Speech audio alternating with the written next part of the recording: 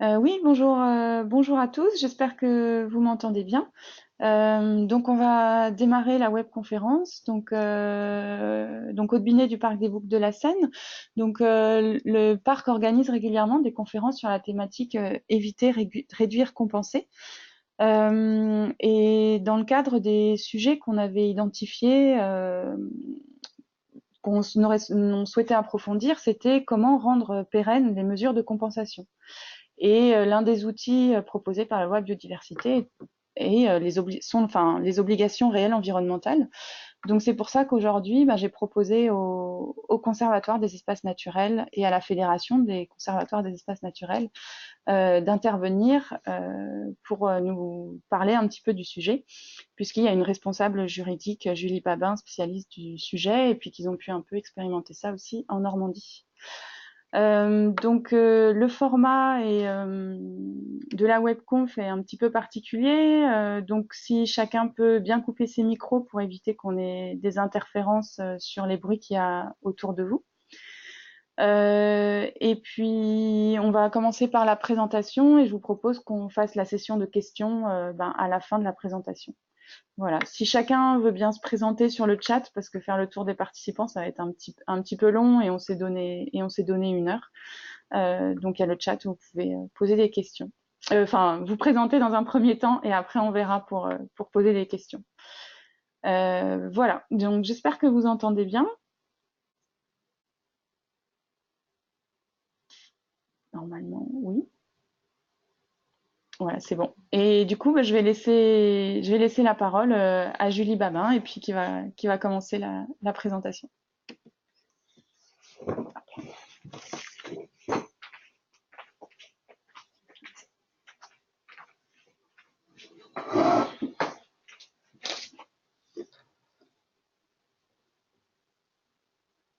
Donc là, c'est bon, les gens ils voient bien. Il voit bien la présentation. Ouais. Je peux le mettre là, on va mieux voir. Super. C'est juste pour pas. Tu peux le mettre en mode présentation, ça ne posera pas de souci. Ouais. Tu peux. Hop, je regarde. Bonjour à tous. Je vous propose de commencer. Super. On a fini le tour de table. Lourd sujet que de parler des ORE et de la compensation, tant parce qu'il s'agit d'ORE qu'il s'agit aussi de compensation. Avant de nous lancer sur la mise en pratique réelle ORE, compensation, j'ai tenu à rappeler quand même que la question de la compensation s'inscrivait dans un processus global et que la compensation, elle achève ce processus, lequel est inscrit dans la Constitution via la Charte de l'environnement, c'est l'article 3, mais aussi dans la loi, le premier article du Code de l'environnement qui rappelle les principes généraux du droit de l'environnement et notamment l'ordre de la séquence avec le fait que la compensation arrive bel et bien en dernier lieu. Donc ça, c'est des... Voilà, je tenais... Vous le savez, mais ça va mieux parfois en le disant ou en le répétant. La pédagogie, c'est l'art de la répétition.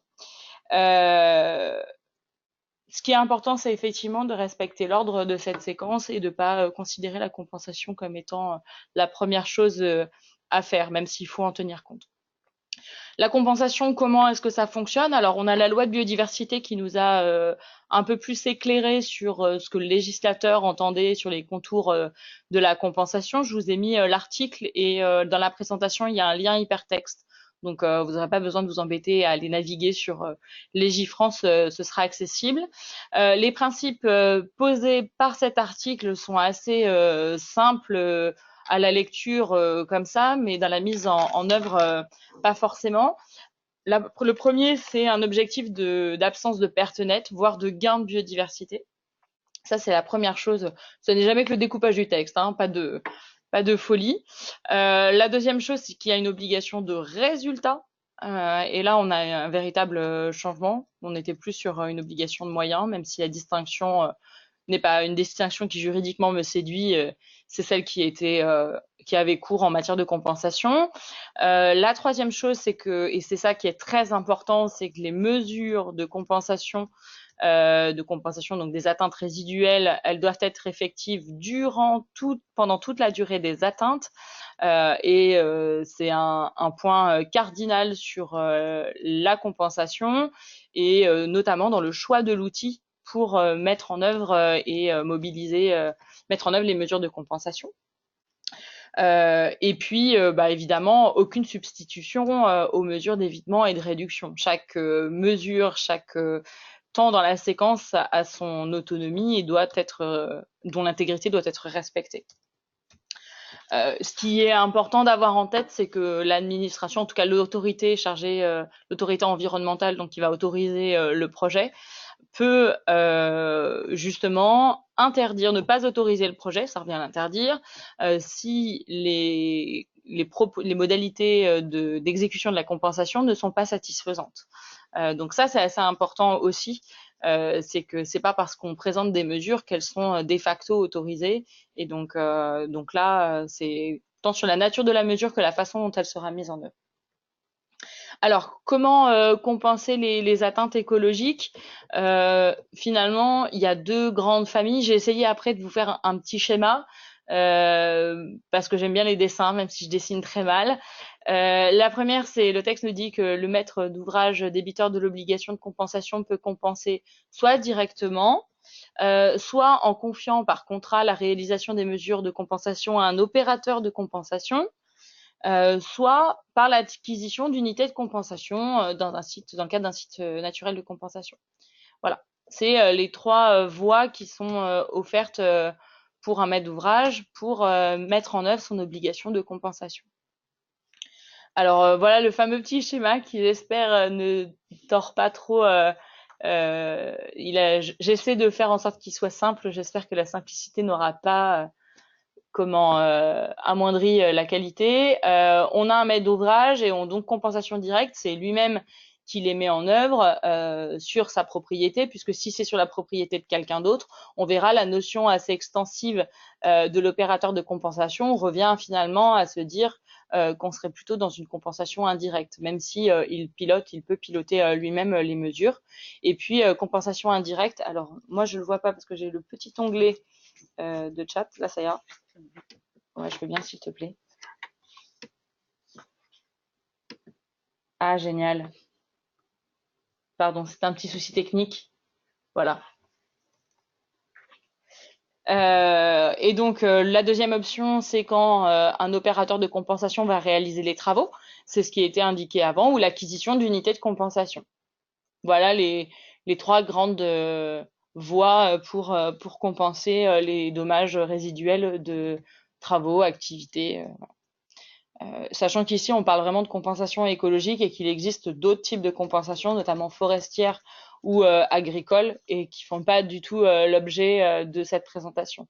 Je devais le dire au début, mais je l'ai oublié. Alors, pourquoi est-ce que ça fonctionne pas? Ça y est.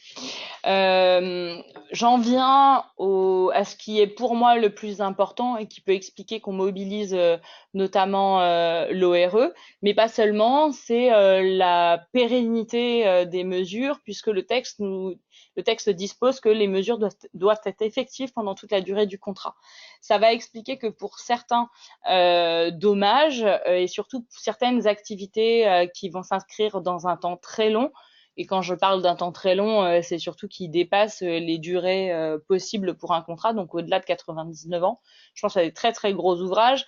On considère, le réseau des conservatoires considère que la maîtrise foncière reste l'outil le plus durable et pérenne pour assurer la mise en œuvre des mesures de compensation. Néanmoins, quand la maîtrise foncière n'est pas possible, pour diverses raisons, l'ORE constitue une alternative assez intéressante qui peut être mobilisée à diverses étapes d'ailleurs de la séquence ERC. Je parle notamment quand on est sur de l'évitement. Il y a aussi l'évitement, ça peut être réduire son projet, mais il y a aussi une notion d'évitement géographique.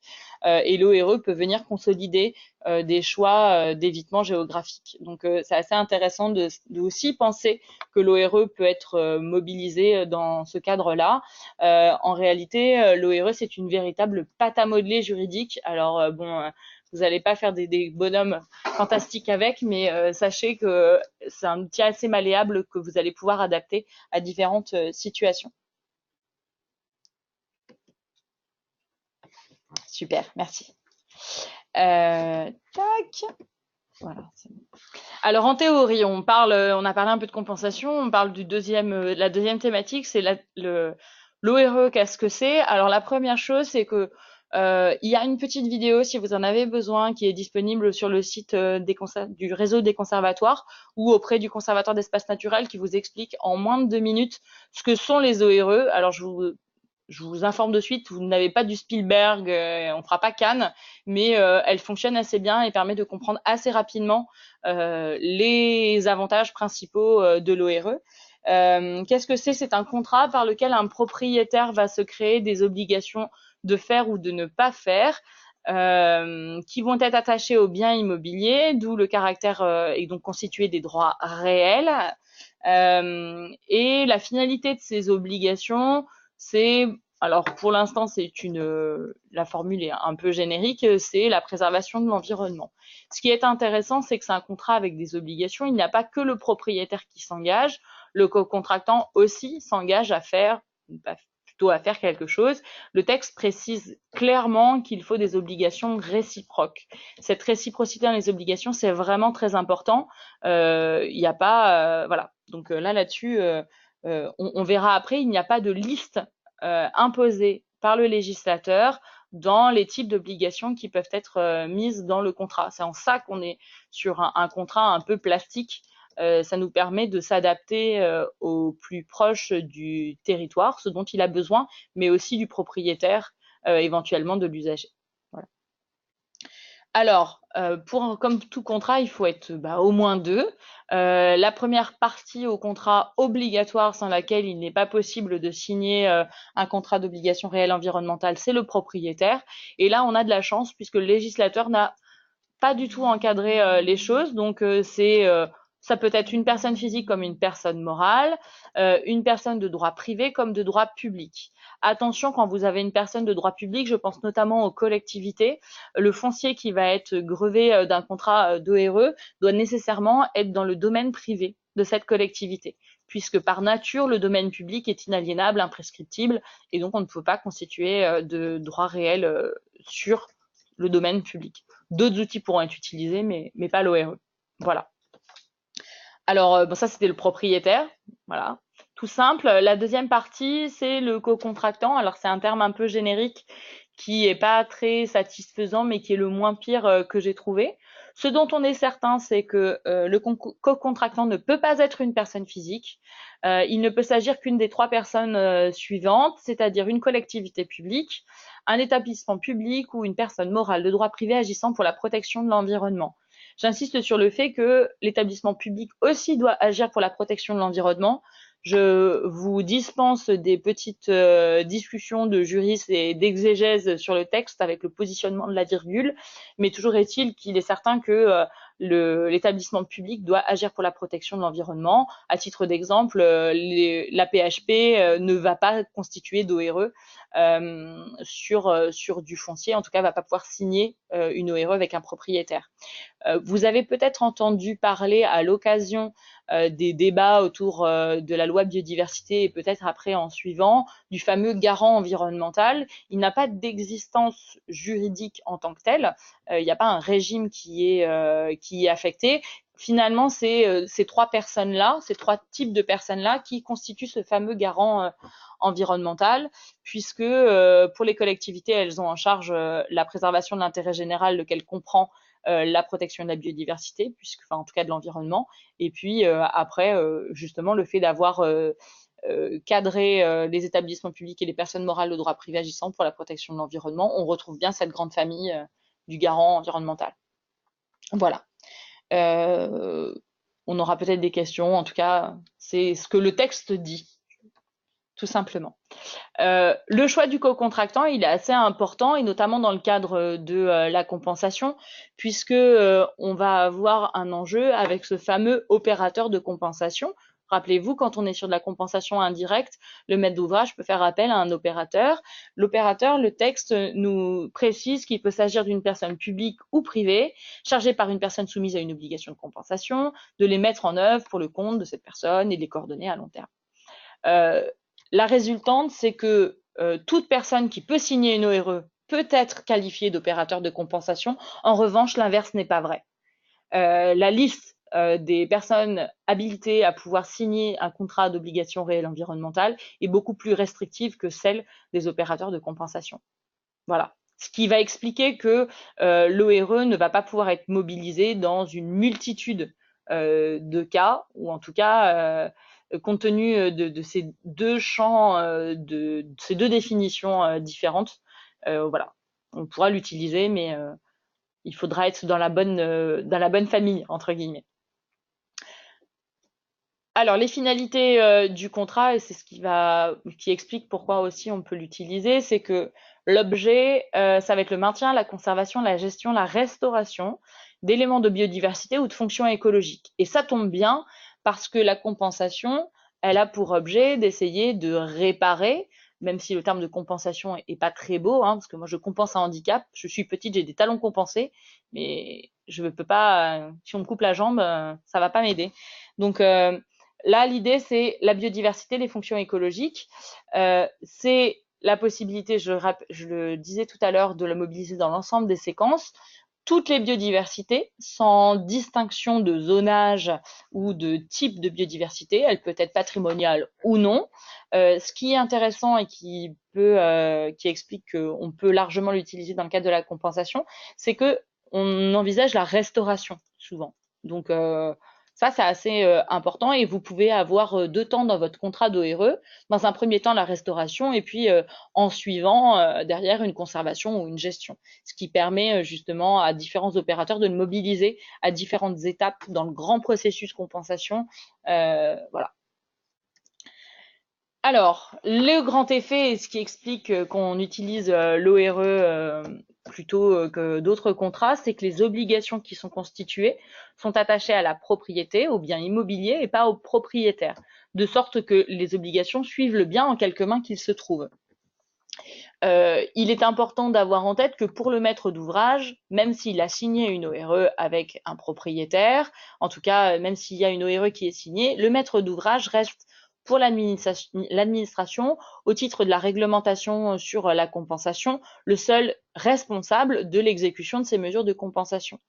Il est important d'avoir ça, et pour l'administration, la personne qu'elle va voir qu'elle connaît pour la compensation, c'est le maître d'ouvrage. Après, on peut avoir une chaîne de responsabilité du fait des contrats, mais ça, c'est l'objet de chaque contrat, de négocier, le cas échéant, les responsabilités qui vont bien.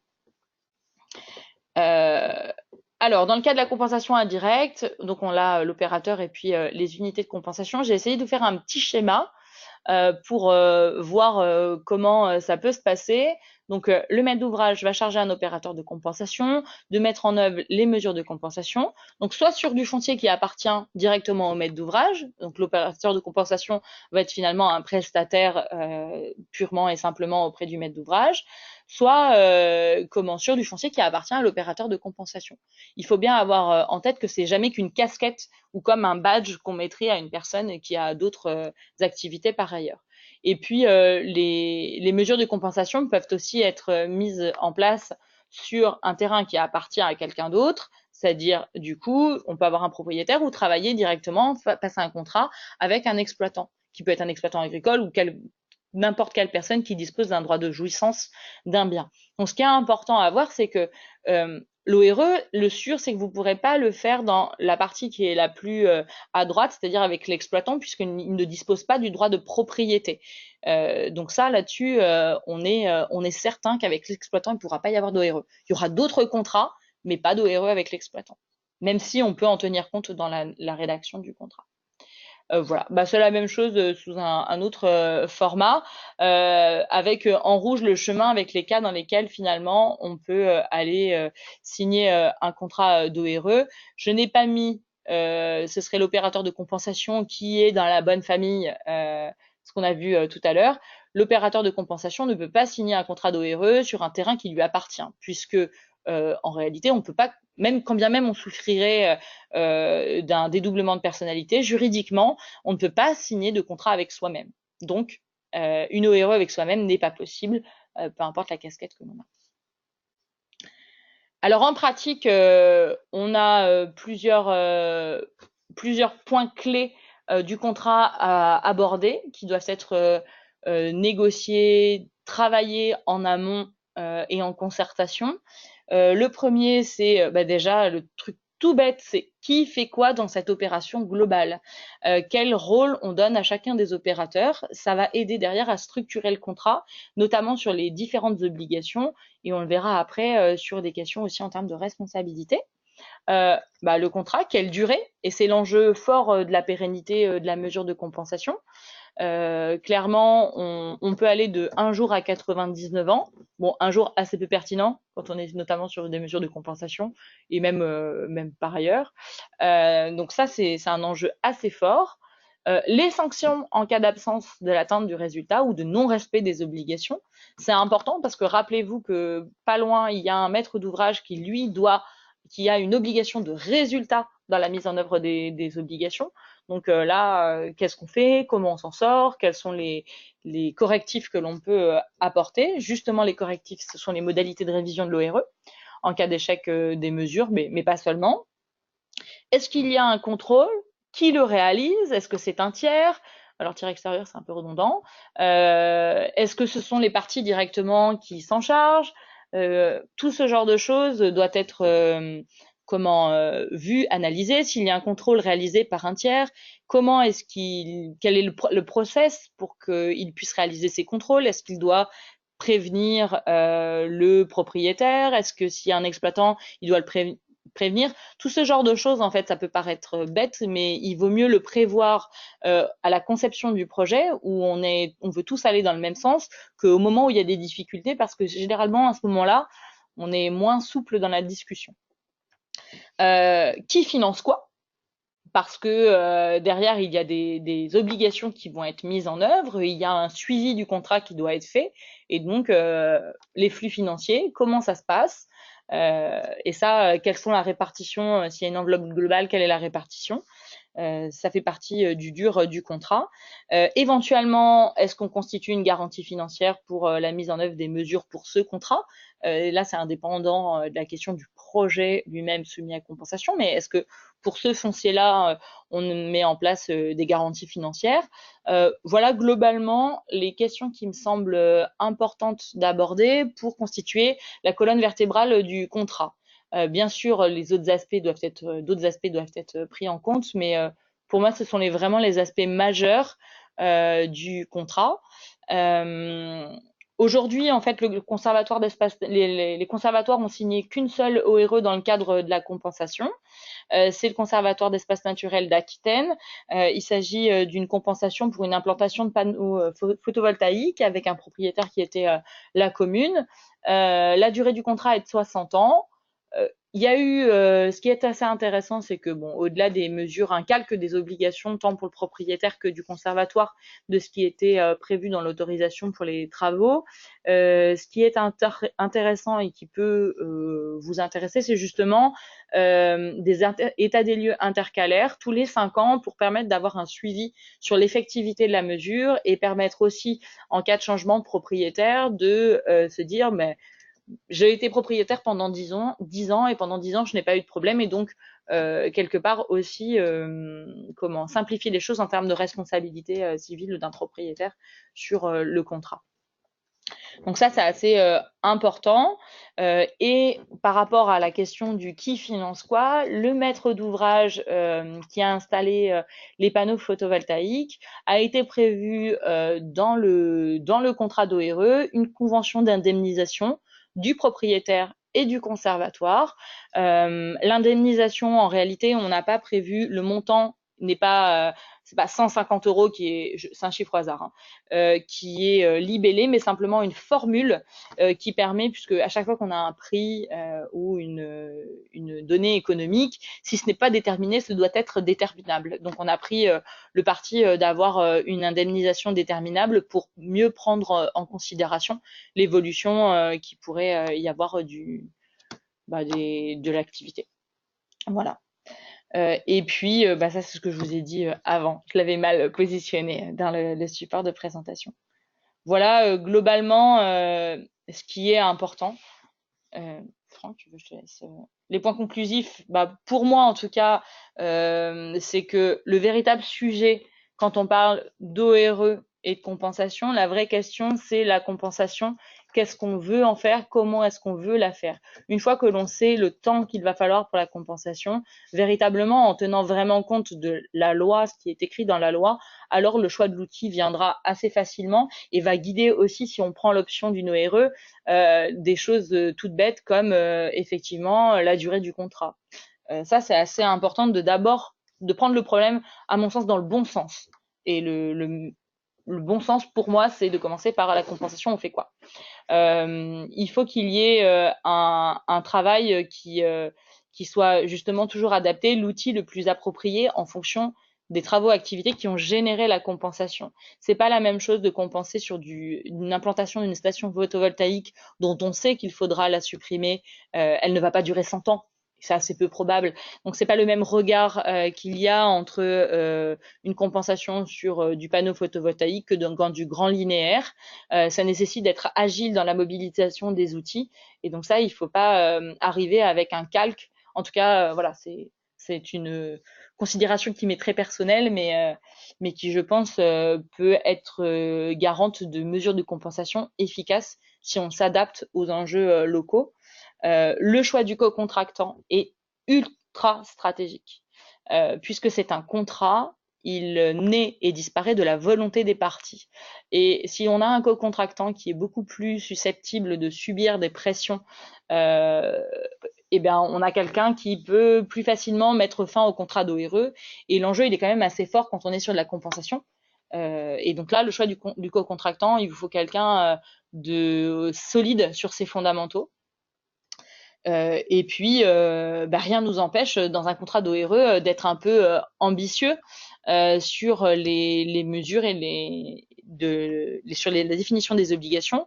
Le minimum, quelque part, ça va être d'être en compatibilité avec les prescriptions de la décision administrative, mais rien ne nous empêche d'aller plus loin, tant en termes de temps que de nature d'obligation. L'enjeu, c'est quand même la protection de la biodiversité. Et voilà. Et si, je finis, mais j'allais l'oublier, mais c'est que la signature du contrat, c'est bien pour l'animateur foncier, ça peut apparaître comme étant un aboutissement, ça n'est jamais que le début de l'aventure puisqu'on est sur un contrat qui par définition va durer plusieurs décennies, donc il faut s'armer de patience pour atteindre nos objectifs. Voilà. Merci. Donc Franck Nivois, directeur du Conservatoire d'espaces naturels Normandie-Seine. J'ai vu le petit tour de table, donc des gens participent à cette réunion d'horizons différents. J'ai juste 3 lignes pour vous dire, vous rappeler ce que sont les conservatoires d'espaces naturels, qui sont des structures associatives de protection de l'environnement, agréées État-région, et dont le cœur de métier est bien la gestion d'espaces naturels. Donc c'est bien là qu'on va se retrouver sur un terrain commun sur le champ des mesures compensatoires. La gestion d'espaces naturels en suivant 4 axes d'action: la connaissance, la protection, la gestion et la valorisation. Il est vrai que par ailleurs, une des grandes actions des conservatoires est également l'accompagnement des politiques publiques. Alors quand on parle de gestion d'espaces naturels, et qui, je vous le rappelle, est notre cœur de métier, on est bien sur le maintien, l'entretien, la gestion courante d'espaces naturels, la restauration. On voit que dans le cadre de mesures compensatoires, là on est vraiment sur un dénominateur commun, voire la recréation d'espace naturel, puisque on a, dans le cadre d'accompagnement de mesures compensatoires, parfois des actions qui sont très très lourdes et qui visent à recréer un espace qui avait complètement disparu sur des territoires. Dans le cadre de l'accompagnement des mesures compensatoires, je rappelle que l'éthique conservatoire nous autorise à intervenir dès lors que la mesure est réputée, on va dire, réglementaire par décision administrative, c'est-à-dire que on n'intervient pas en amont sur la séquence éviter, réduire, dès lors que la compensation est réputée devenir la seule solution, eh bien c'est à partir de ce moment-là que les conservatoires peuvent accompagner une mesure compensatoire. Et donc à ce titre, on pourrait alors représenter le tiers contractant qui vous a été présenté par Julie et qui est indispensable à ce contrat avec le propriétaire et avec le maître d'ouvrage. Dès lors, eh bien, l'accompagnement que les conservatoires peuvent proposer s'organise, je dirais, à géométrie variable et à partir des axes que je vous ai rappelés en préambule. La connaissance, la protection en général, le contrat va faire partie de cet outil de protection et dans la gestion. Valorisation, je ne sais pas si on sera véritablement sur ce champ-là, mais puisque Julie abordait la question d'aller peut-être encore plus loin que les seules préconisations ou les choix de la décision administrative, eh bien, on pourrait aller jusque de la valorisation, pourquoi pas, si un maître d'ouvrage souhaitait s'engager sur ce champ. Et donc cette géométrie variable qui s'organisera avec le propriétaire, le maître d'ouvrage et le conservatoire, eh bien, est je dirais un des atouts des conservatoires qui finalement deviennent véritablement prédestinés pour co-contracter des ORE mesures compensatoires. Voilà.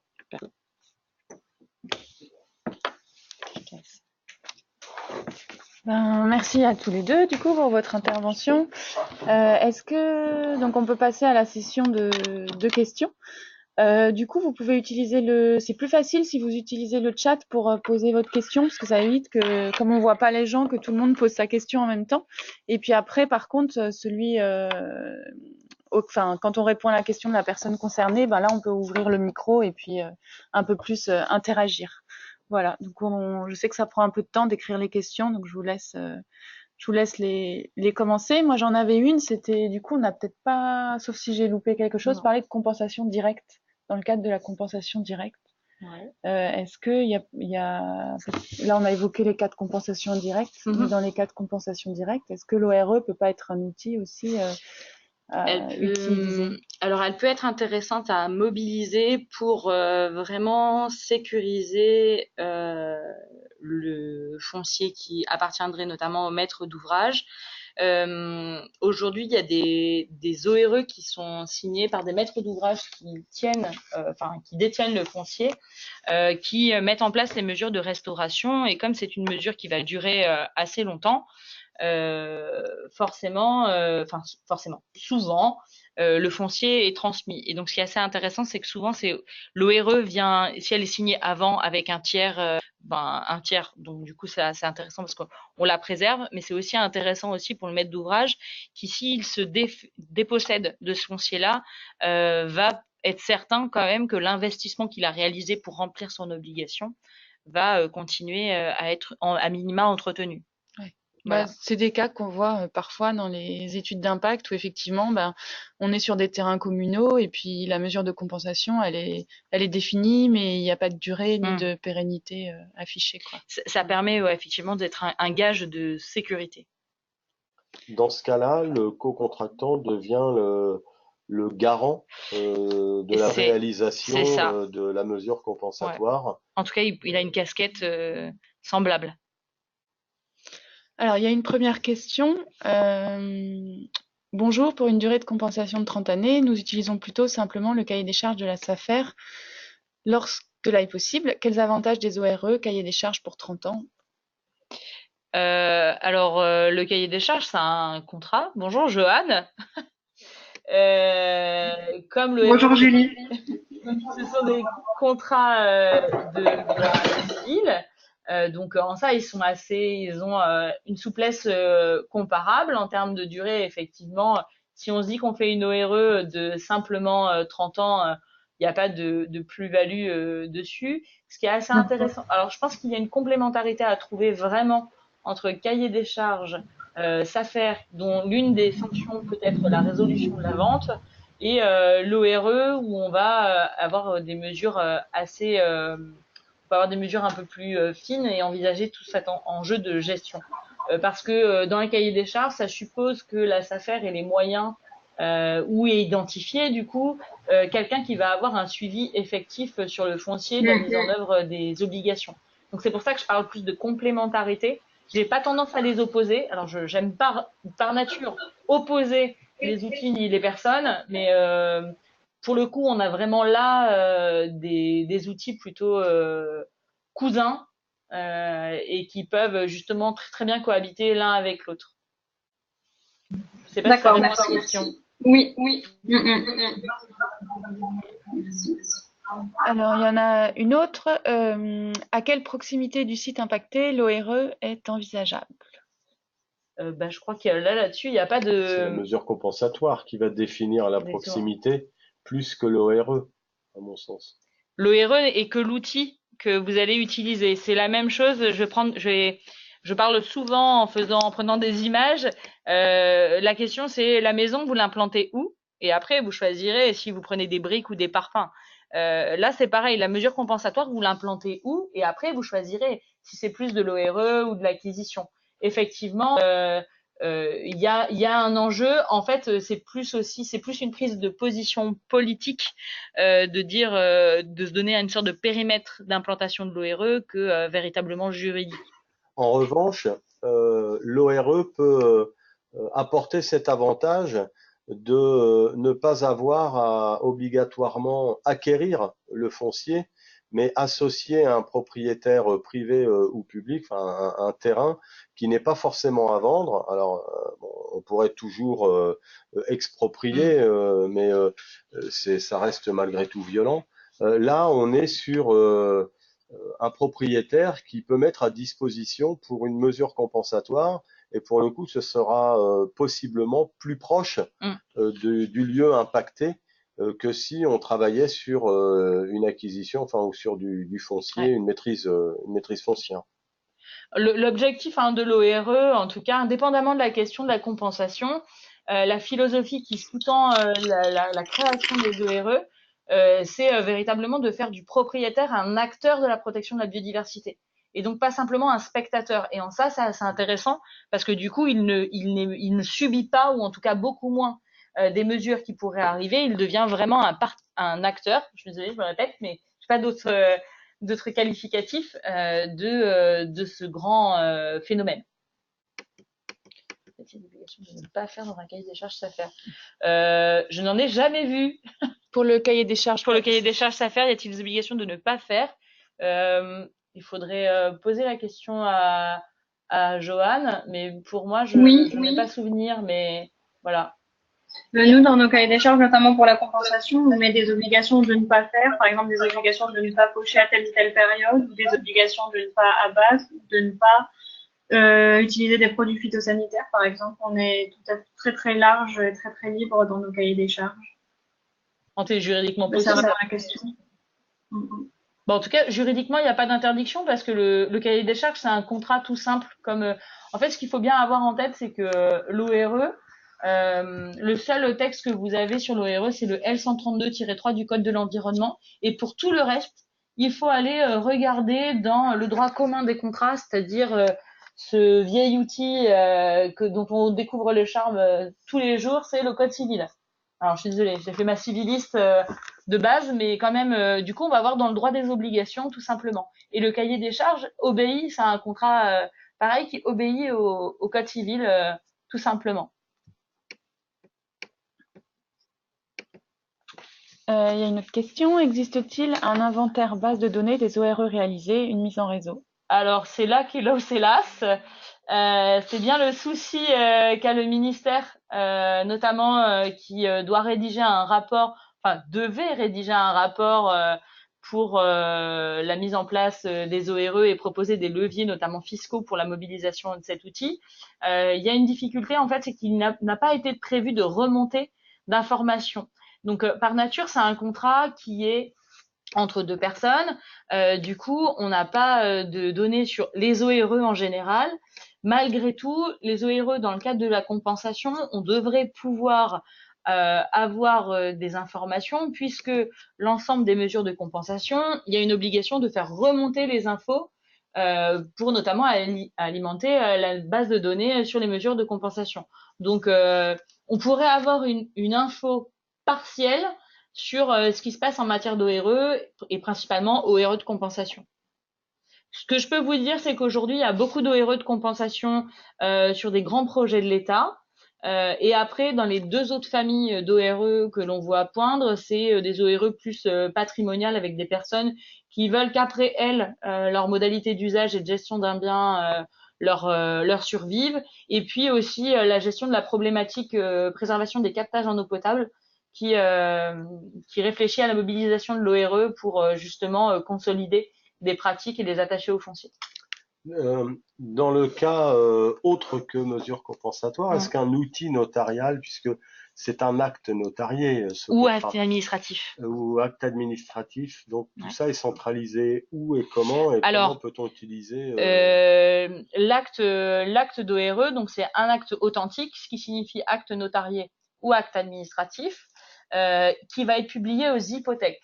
Ce qui fait que toute personne qui va devoir intervenir sur un bien immobilier, normalement, lève un état hors formalité pour voir quelles sont les inscriptions qui sont sur le bien. Et donc, on verrait figurer l'ORE. Donc, la réponse qui a souvent été faite dans le cadre des échanges à propos de l'ORE, c'est de se dire, finalement, il y a les hypothèques et on peut le savoir. Sauf que pour les trouver, il faut savoir qu'elles existent et aller les chercher. Et donc, c'est là où on a un souci, en fait. Pour vraiment arriver, il faudrait réussir. C'est l'un des grands sujets, chantiers du ministère de l'écologie, avec Bercy notamment, pour essayer de voir, vu que ça doit être publié, comment, par quel type de requête, il pourrait interroger les bases de la DGFiP pour constituer une base de données. Donc ça, c'est la première chose. L'autre chose sur laquelle, dans le cadre de ce rapport, il y avait des préconisations qui devraient être faites pour apporter des évolutions. L'une des commandes au Père Noël législateur de la part du réseau des Seines, c'est notamment que cette mention de l'existence d'une ORE soit mentionnée dans les formulaires administratifs, qu'il s'agisse d'une demande d'un permis de construire ou même d'un dossier à déposer quand on est sur justement si vous avez à instruire un dossier avec qui va devoir être autorisé ou pas. Et puis pareil pour purger les droits de préemption. Je pense notamment, alors c'est mon ancienne casquette, mais je pense notamment aux droits de préemption des SAFER. Quand il y a certaines prescriptions qui sont attachées aux biens, il y a des choses qui sont possibles et d'autres pas. Et il est impératif que la SAFER le sache. De même pour une collectivité qui utiliserait son droit de préemption urbain. Donc non, il n'y a pas d'ORE. Après, si vous les avez, vous pouvez soit me les transférer, je les transfère directement, en tout cas les typologies, on les transférer directement à la personne au ministère qui travaille dessus, soit leur transmettre directement. Ils sont à la DEB et c'est Pascal Bargiarelli qui travaille sur la question des ORE. Voilà. Je ne sais pas s'il y a des remarques par rapport à la réponse. Il y a encore une question. Vous expliquer pourquoi un opérateur de compensation Alors, l'opérateur de compensation... je vais juste lire la question. Ouais. Il peut, mais il faut un tiers. Pouvez-vous réexpliquer pourquoi un opérateur de compensation ne peut pas signer d'ORE sur son terrain? J'ai peut-être mal suivi cette partie, ça, Charlotte. Je pense pas. Non, je suis allée très vite, donc c'était pas c'était pas incohérent. Et dans la suite, elle ouais. mentionne, dans l'exemple de l'ORE signé avec comme co-contractant le CEN d'Aquitaine, vous nous avez indiqué que l'indemnisation était basée sur une formule pour mieux prendre en compte l'évolution de l'activité. Pensez-vous à l'activité économique du parc photovoltaïque ou alors à l'activité de gestion maintien écologique nécessaire sur le site de compensation? Alors, je vais prendre les questions l'une après l'autre. La première, sur l'opérateur de compensation ne peut pas signer une ORE sur son terrain. Il peut pas signer avec lui-même, c'est-à-dire qu'il peut, il peut en signer avec un tiers, par exemple avec un conservatoire, puisque là, il va avoir, vu que c'est son terrain, il est propriétaire, donc il va avoir la casquette de propriétaire. S'il doit y avoir une ORE, c'est avec quelqu'un d'autre et pas avec lui-même. C'est vrai que dans le dessin, il était un peu incomplet. C'était dans le cas où l'opérateur de compensation était le co-contractant. Donc, il peut pas être et le co-contractant et le propriétaire. C'est d'ailleurs l'un des cas dans lesquels, quand on aura confusion des qualités sur une même personne, l'ORE disparaîtra de fait. C'est-à-dire que si quelqu'un qui a signé une ORE, un co-contractant, achète du foncier pour lequel il est, par exemple, on va prendre un exemple très concret, le CEN signe une ORE avec un propriétaire privé. Dans les 10 ou 20 années qui suivent, il devient propriétaire de ces parcelles-là. Il ne pourra pas être et le propriétaire et le co-contractant, ce qui fait que du coup, le contrat disparaîtra. C'est la même chose, par exemple, que vous avez quand vous avez un fermier en place qui achète un terrain qu'il détient par bail, qu'il exploite au moyen d'un bail. Le bail disparaît parce qu'il peut pas être les personnes juridiquement à la fois. Voilà. La deuxième question, c'était sur l'indemnisation. Alors, il y avait pris en considération, notamment en fait, il y a eu 2 formules, pour ne rien vous cacher. J'ai mis un peu de temps pour les comprendre, à vrai dire. La première était effectivement par rapport à l'activité économique du parc photovoltaïque qui a été prise en compte pour définir l'indemnité de base pour le propriétaire. Bon, c'est une commune qui avait aussi un intérêt aussi dans l'opération. En revanche, il y a eu tout le maintien écologique et le coût de gestion qui a été pris en considération là pour l'indemnisation auprès du conservatoire. Donc, du coup, on a vraiment eu un peu les deux qui ont été prévus. Et l'idée, c'est à chaque état des lieux, un versement. Donc, tous les 5 ans, un versement des fonds. C'est assez intéressant de prévoir ce genre de modalité, d'ailleurs, que ce soit dans la compensation ou ailleurs, puisque principalement dans la compensation, on a obligation de résultat. Et donc, tous les 5 ans, on a un état des lieux, on se rend compte si ça a marché ou pas. Si ça a marché, l'argent est versé. Si ça n'a pas fonctionné, ou en partie, on module. Et donc ça nous est apparu assez intéressant pour s'assurer vraiment que de l'effectivité des mesures. Voilà. Je ne sais pas si j'ai répondu à la question.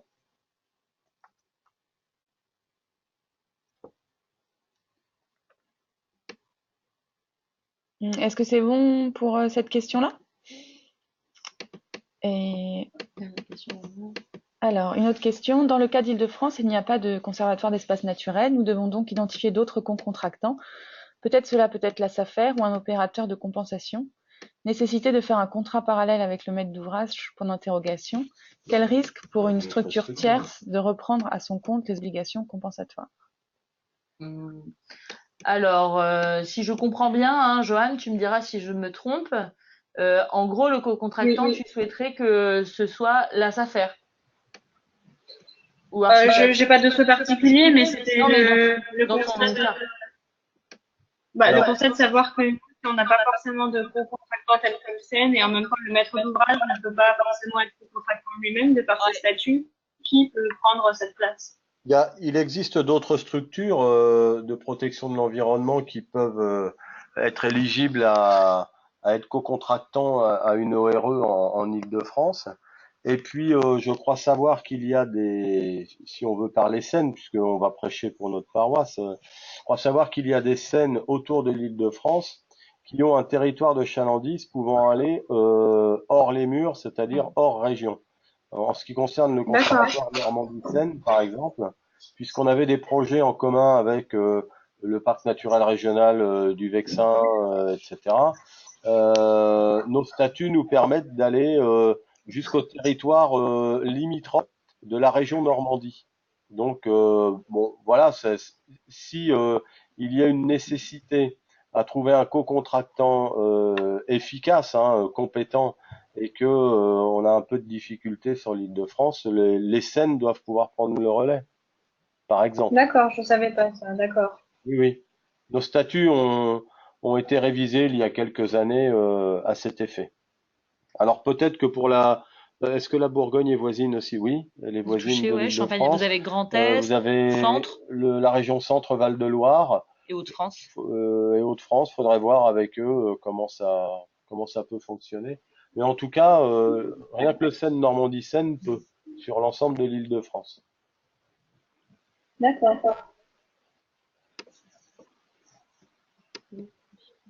Alors, compense-t-on dans l'ORE l'espèce et ou l'habitat impacté par l'ouvrage? Euh, j'ai pas compris la question. En fait, dans le cadre c'est la mesure de compensation qui définit qui doit être compensée. Et après, effectivement, l'ORE, elle va reprendre ce Ce qui est assez intéressant, c'est que vous allez avoir la mesure de compensation qui va prendre en compte effectivement cet enjeu espèce, espace.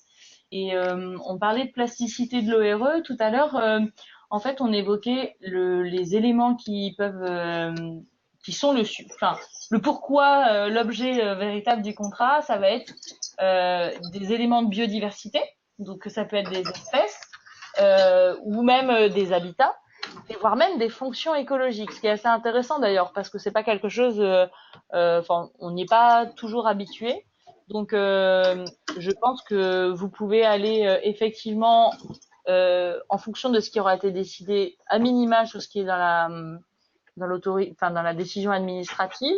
S'il y a une compensation sur une espèce, il faudra voir si c'est recréer l'habitat qui convient pour que l'espèce puisse se réimplanter ou réintroduire une espèce. Voilà, je j'ai pas de connaissances en écologie.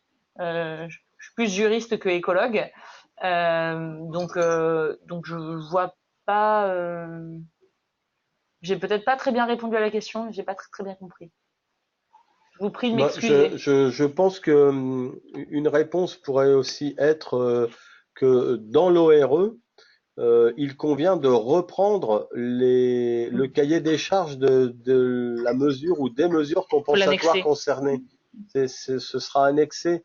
Donc effectivement, compense-t-on dans l'ORE? Alors l'ORE, elle n'est pas faite pour compenser, on l'a dit, c'est un outil pour la mesure compensatoire et on pourra reprendre, alors soit annexer directement, soit ajouter, pour aller peut-être au-delà, des actions en faveur de l'espèce ou de l'habitat ou des fonctionnalités de ces deux éléments biodives, quoi. Est-ce que ça répond aussi à votre question?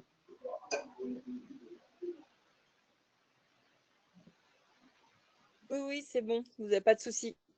Merci. Merci. Ok, est-ce que je vois qu'il n'y a plus de questions? Je peux laisser encore.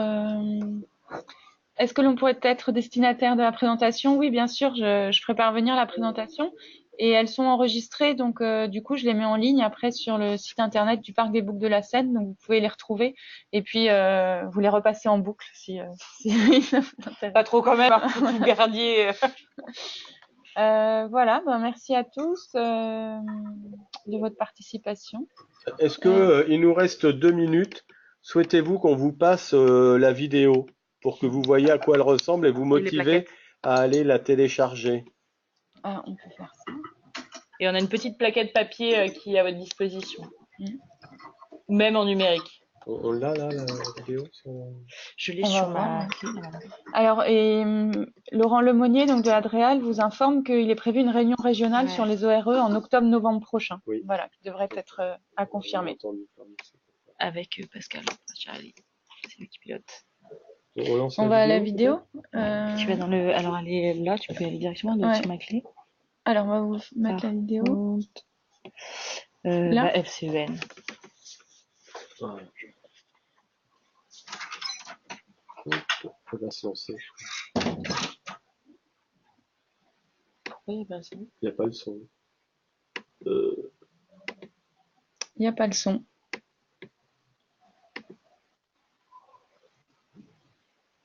Bah, vous avez pas le son, mais vous avez les images. Désolée. C'est malheureux. On vous l'a. En tout cas, n'hésitez pas à aller sur le site du réseau des conservatoires. Vous y trouverez la vidéo, le fichier numérique de la plaquette et aussi à chaque fois des communiqués de presse quand une ORE est signée, quand il y a des communiqués de presse et le cas échéant les petits reportages qui sont faits à l'occasion de ces signatures. Et puis on tient à votre disposition, tout simplement.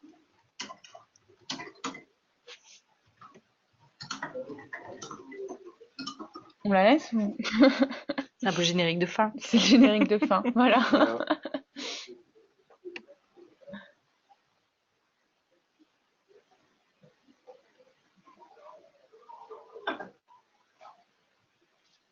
C'est marrant de l'avoir sans musique.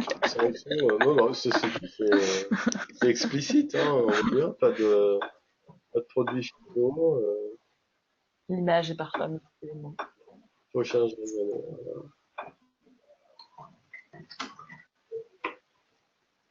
transmissible, c'est bien ça, hein? Ouais. Je vous fais le son là.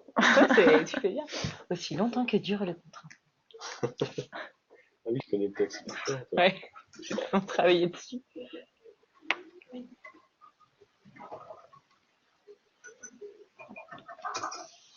Voilà. Merci. Bonne journée, Joanne. Bonne journée à tous. Au revoir. C'est pas à propos, c'est parfait.